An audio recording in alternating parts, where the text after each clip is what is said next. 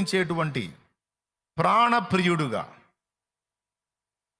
నిరంతరం నా గురించే ఆలోచించి, నా గురించే వెతికి, నా గురించి అన్వేషించేటువంటి ఒక నిజమైన ప్రేమికుడుగా యేసును నేను అనుభవించాను.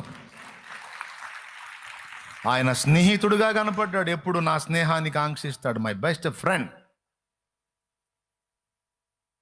కొంతమంది ఫ్రెండ్స్ ఖాళీ ఉంటే మనతో వస్తారు. అరే వెళదాం, వస్తావా అంటే, ఖాళీ లేదంటే లేదురా నాకు, నేను రాను అంటారు. కానీ యేసయ్య అలా కాదు. యేసయ్యా మనం ఏకాంతంగా గడుపుదాం, వస్తావంటే నేను వచ్చే కూర్చున్నాను రా అంటాడు.